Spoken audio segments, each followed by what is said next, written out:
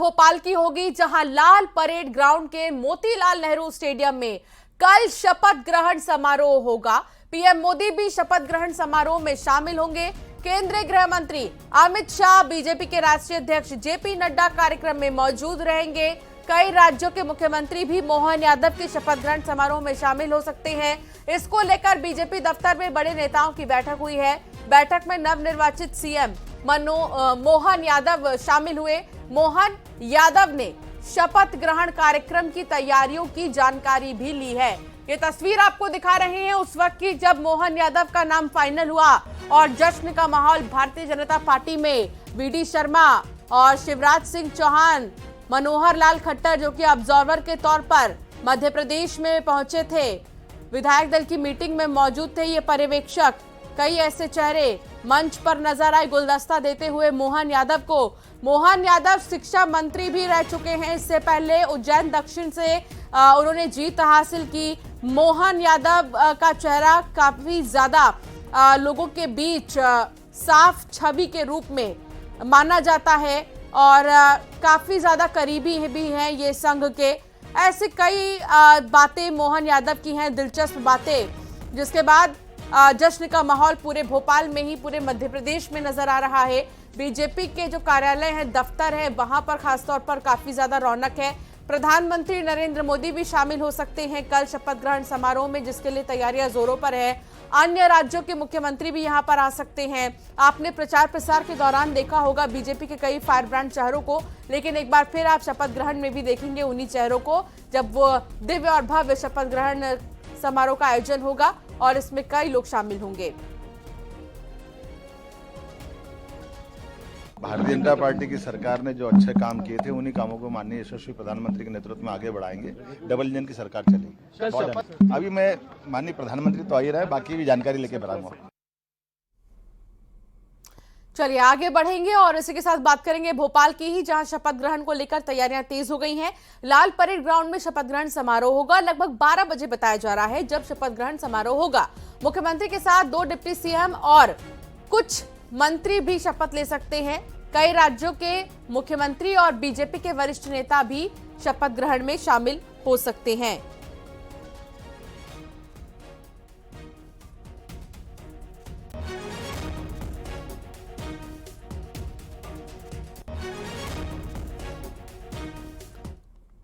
कल दोपहर 12 बजे नई सरकार का शपथ ग्रहण समारोह होने जा रहा है। शपथ ग्रहण समारोह जो है मोतीलाल नेहरू स्टेडियम जो में उसमें आयोजित किया जाएगा। हम उस वक्त वहां मौजूद है। तमाम जो तैयारियां हैं अब उनको अंतिम रूप दिया जाने लगा। जिस तरीके से कल मुख्यमंत्री के नाम का ऐलान हुआ और उसके बाद कल रात को ये डिसाइड हुआ कि 13 तारीख को यानी कल छत्तीसगढ़ में भी है और मध्य प्रदेश में भी कल शपथ ग्रहण होगा। उसकी तैयारियां जो है आप तस्वीरों में देख सकते हैं कि अंतिम रूप दिया जा रहा है। एक विशाल डोम जो है लगाया जा रहा है। मध्य प्रदेश के तमाम जो नेता यहाँ पर मौजूद रहेंगे। इसके अलावा बताया जा रहा है कि कई राज्यों के मुख्यमंत्री भी यहाँ पहुंचेंगे। इसके अलावा प्रधानमंत्री नरेंद्र मोदी, जेपी नड्डा और तमाम जो अन्य नेता हैं उनके पहुंचने की संभावनाएं भी जताई जा रही है। तो कल मुख्यमंत्री भी शपथ लेंगे, उनके साथ 2 डिप्टी सीएम होंगे और कुछ नए मंत्री भी इसमें शामिल हो सकते हैं। कुछ मंत्रियों को भी शपथ दिलाई जा सकती है। तो तमाम जो तैयारियां हैं वो करना अब शुरू कर दी है और अब से कुछ दिन बाद जो तैयारियों को अंतिम रूप दे दिया जाएगा और कल दोपहर 12 बजे नया मंत्रिमंडल शपथ लेगा। कैमरामैन दीपक कुमार के साथ शैलेंद्र सिंह, न्यूज़ 18 भोपाल।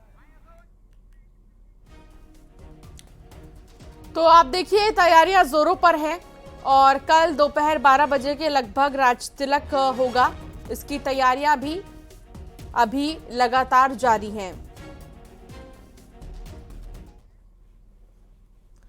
और अब बात होगी शिवराज सिंह चौहान के बयान को लेकर। उन्होंने कहा कि दिल्ली ना जाने को लेकर मैं अपने दिल की बात रखना चाहता हूं। उस समय से सब लोग दिल्ली में थे, तब मैंने कहा था कि मैं दिल्ली नहीं जाऊंगा। जब सब दिल्ली की ओर रुख कर रहे थे तब मैंने कहा था मैं दिल्ली नहीं जाऊंगा। मेरा ऐसा मानना है कि अपने लिए कुछ मांगने से बेहतर मरना पसंद करूंगा। मुझे लगता था कोई कसर ना रह जाए। बीजेपी में हर कार्यकर्ता के लिए काम है। बीजेपी एक मिशन है, जो जिम्मेदारी दी जाएगी उसका निर्वहन करूंगा। अपने बारे में कोई फैसला नहीं लेता, पार्टी जो फैसला लेगी वो मंजूर होगा। ये उस वक्त की तस्वीर हम आपको दिखा रहे हैं जब ये लाडली बहनें भाई के गले लगकर रो रही थीं और साथ ही उन्हें दुख इस बात का था कि इस बार क्यों नहीं वो मुख्यमंत्री बन रहे हैं।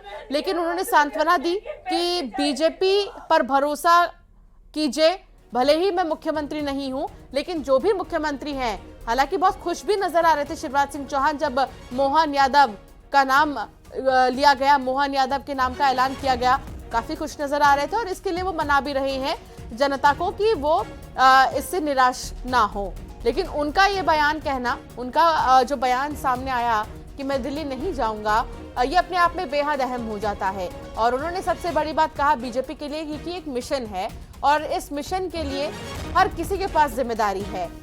जो जिम्मेदारी दी जाएगी उसका निर्वहन करूंगा, उसका पालन करूंगा, शिवराज सिंह चौहान ने कहा।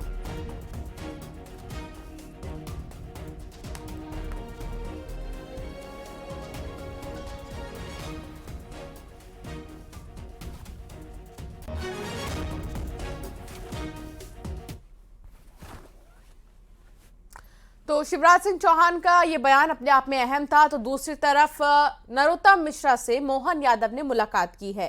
पूर्व गृह मंत्री से मोहन यादव की मुलाकात बेहद अहम मानी जा रही है और अब आपको तस्वीर भी दिखाएंगे, नरोत्तम मिश्रा की भी तस्वीर दिखाएंगे आपको और मोहन यादव जब दोनों ने मुलाकात की और काफी ज्यादा खुश नजर आ रहे थे मोहन यादव, तमाम विधायकों से मिलजुल कर बातचीत कर।